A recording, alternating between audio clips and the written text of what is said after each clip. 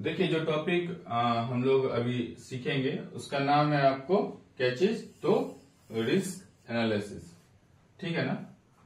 अब अगर आप कोई भी काम मार्केट में कर रहे हैं तो दोनों चीजें हैं, या तो प्रॉफिट होगा या फिर लॉस होगा। तो कुल मिला के हम लोग ये चीज समझ सकते हैं कि मसला क्या चीज है, कि हो सकता है कि प्रॉफिट हो या फिर लॉस हो, यानी कि रिस्क है कहीं ना कहीं। ठीक है ना। क्या है, रिस्क कहीं ना कहीं है। ये बात हमको समझना होगा और समझ लेना बहुत अहम है और जरूरी है कि रिस्क है। तो सबसे पहले है कि आपको क्या करना है, तो रिकॉग्नाइज करना है रिस्क को। क्या करना है, रिस्क को रिकॉग्नाइज करना है, यानी कि पहचानना है। जैसे आप अगर स्टॉक मार्केट में भी काम करते हैं तो बताया जाता है कि आप एक स्टॉप लॉस तय करके रखें। स्टॉप लॉस का मतलब ये है कि जैसे एक टारगेट जैसे आप सेट कर रहे हैं, उसी तरीके से जिस समय आप टारगेट सेट कर रहे हैं उस समय ही स्टॉप लॉस भी सेट कर लें।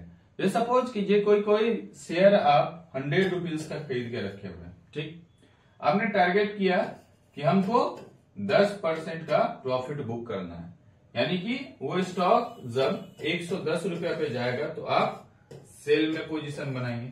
ठीक, उसी समय आपको ये भी सोचना है कि ये कितना डाउन पे जाएगा तो हमको निकल लेना है। ठीक है ना। तो आप अगर सोच लिए कि भाई 95 पे, वो देख करके सब कुछ पता चलता है 95 पे ये जब पोजीशन बनाएगा तो अगर हम लोग को क्या करना है कि सेल करके निकल जाना है। अब बात यह है कि ये 95 पे पोजीशन बनाना क्यों जरूरी है। अगर कल के डेट में ये स्टॉक पहुंच गया 80 रुपया पे, मान लीजिए अगर 80 रुपया पहुंच गया तो आप देखिए कि 95 पे पोजीशन बना के निकल जाने में फायदा था कि 80 तक वेट करने में फायदा है। अगर 80 तक वेट कर रहे हैं तो 15 रुपीज और गया और 5 रुपया तो पहले ही गया हुआ था, यानी कुल मिला के 20 रुपया का क्या हो गया, हर शेयर पे लॉस हो गया। आप अगर 100 को शेयर खरीद के रखे हैं तो जोड़ लीजिए कितना का लॉस हुआ, या 200 या 2000 शेयर खरीद के रखे हैं फिर कितने का लॉस हुआ। तो इससे बढ़िया था 80 रुपया पर पहुंचने से बढ़िया था कि आप 95 रुपया पे क्या होते निकल जाते। तो आप प्रॉफिट बुक करना है वो तो पता है हमको, लेकिन लॉस कितना होगा ये हमको पता नहीं है, या फिर इसका कैलकुलेशंस नहीं है। तो जरूरी यह है कि जिस समय आप प्रॉफिट का कैलकुलेशन कर रहे हैं उसी समय लॉस का भी कैलकुलेशन करें और इसके लिए भी प्लान बना करके तैयार रखें। खैर, अभी हम लोग देख रहे हैं ये कि रिस्क जो है उस रिस्क को कैसे हम लोग समझें। ठीक है ना। तो रिस्क को समझने के लिए सबसे पहले है कि रिस्क को क्या करें, आप रिकॉग्नाइज करें। रिकॉग्नाइज करने का मतलब पहचाने। उसके पहचानने के बाद है कि उसका प्रॉपर डॉक्यूमेंटेशन करें। ठीक है ना। उसका क्या करें, प्रॉपर डॉक्यूमेंटेशन करें। अब देखिए कहा गया है कि रिस्क अगर कोई सा भी चीज है, कोई भी प्रॉब्लम है, तो किसी भी प्रॉब्लम को अगर आप लिखते हैं ना तो 40 to 50% प्रोबेबिलिटी ये है कि उसका सॉल्यूशन हो जाता है। तो जो भी प्रॉब्लम है तो उस प्रॉब्लम तो क्या है, प्रॉब्लम को आपको लिखना है। ठीक है ना। ये जरूरी है कि प्रॉपर डॉक्यूमेंटेशन करें रिस्क के एनालिसिस के लिए। उसका तीसरा है कि जब आपको पता चल गया कि ये 10 पॉइंट आपने लिखा, ये 10 प्रॉब्लम है। ठीक है।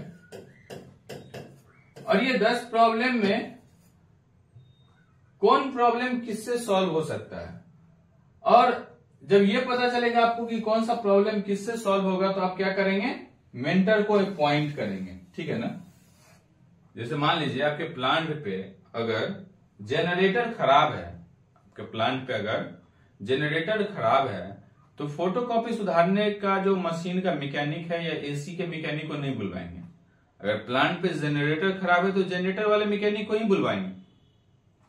तो अगर प्रॉब्लम को आप लिखेंगे तो पता चलेगा क्या प्रॉब्लम है, और उसके बाद उस हिसाब से आप मेंटर को क्या कर पाएंगे, अपॉइंट कर पाएंगे।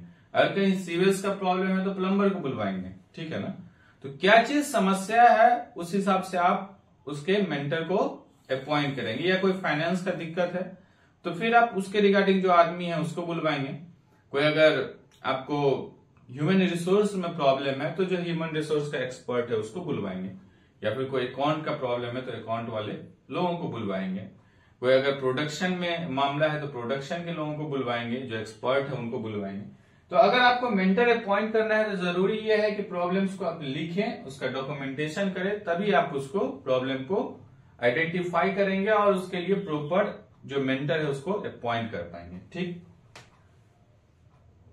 उसका है रेंज ऑफ कंट्रोल, मतलब क्या रेंज है कंट्रोल का। अगर मान लीजिए कोई मशीन है वो बहुत ज्यादा खराब हो रहा है, तो क्या कितना खराब होगा तो आप उसको बदल सकते हैं या आपको बदल लेना चाहिए।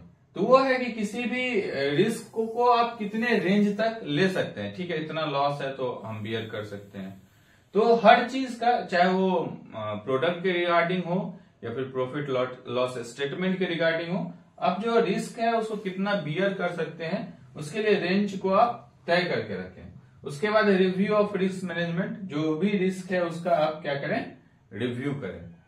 तो ये 4-5 चीजें हम लोग को ध्यान रखना है। तो सबसे पहले रिकॉग्नाइज करें कि क्या रिस्क है कोई भी काम करने में।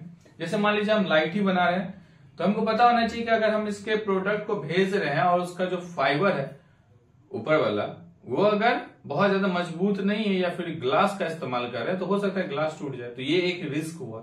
अब ग्लास टूटेगा तो क्या हो सकता है, उसके अंदर का जो एलईडी है वो फूट सकता है, तो ये भी एक रिस्क है। तो ग्लास टूटने का कितना प्रोबेबिलिटी है, और फिर अगर ग्लास भी टूटता है और एलईडी भी टूटता है इसका कितना प्रोबेबिलिटी है। फिर है कि अगर कहीं ऊपर से गिर गया तो उसके नीचे जो इलेक्ट्रॉनिक सर्किट लगा हुआ है अंदर में वो भी टूट सकता है, उसका कितना प्रोबेबिलिटी है। तो इस सबको रिस्क को सबसे पहले क्या है कि रिकॉग्नाइज करना है। अब जब रिकॉग्नाइज करेंगे तो उसका डॉक्यूमेंटेशन करेंगे। अब जब डॉक्यूमेंटेशन करेंगे तो आपको पता होगा कि अगर मान के चलिए कि ऊपर जो ग्लास लगा रहे हैं तो उसके लिए अगर बढ़िया हम उसका पैकेजिंग देंगे तो उसका प्रॉब्लम सॉल्व हो जाएगा, या फिर जो भी जैसे जैसे सिस्टम है उसके अनुसार आप काम करेंगे। और एक प्रॉपर अपना सलाह पॉइंट मेंटर करने का मतलब ये नहीं कि आदमी को ही बुलाना, आप खुद से भी समझ सकते हैं और उसके हिसाब से आप प्रोडक्ट को डिजाइन कर सकते हैं।